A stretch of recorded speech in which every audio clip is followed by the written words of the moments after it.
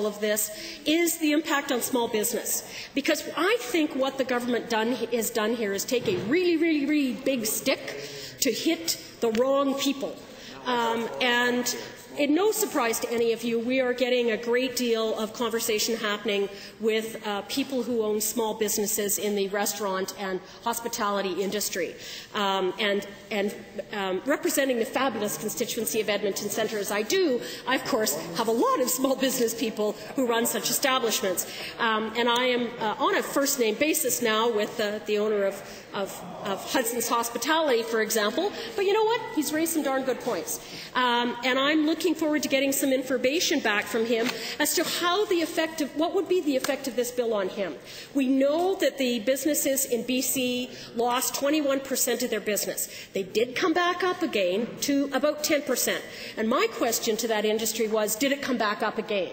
Did it level off? Did they come back to where they were? And the answer I've gotten back is no.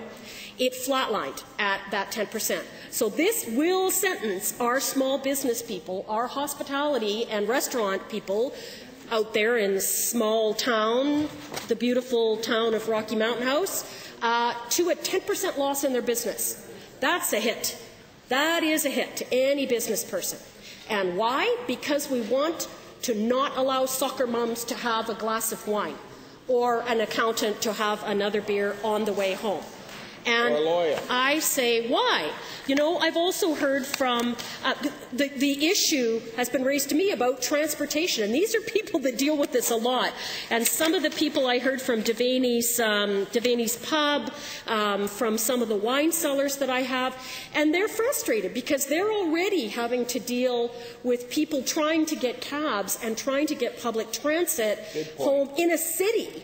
At night, in a metropolitan city at night. So people who want to be able to take advantage of a taxi cab, who don't travel in a pack and don't have a designated driver but don't want to drive, well then what do? Do we say don't go out at all or only go, you know, where you can walk? Well, that's just not realistic for a lot of people. I mean, for those in the rural areas, I hope you get up and talk about this, because what is that going to mean in a rural area?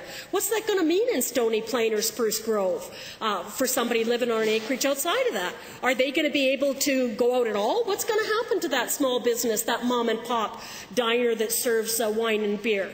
Are they going to have to shut down when they lose 10% of their business because of this? So I hope we continue to hear from the people. I can certainly tell you that I have spoken directly to the people that have contacted me from my constituency, and those are the issues that they're raising. They know what it's like to try and get their patrons home at night and how difficult that is. And I'm talking Edmonton Centre here, guys. I'm not talking out there in Peace River or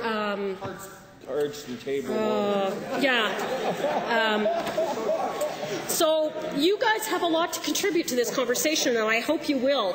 But I think we need to be very careful about who is going to be affected by this legislation, who's going to benefit, and who is it going to harm. And we know for sure it's going to harm our small business people.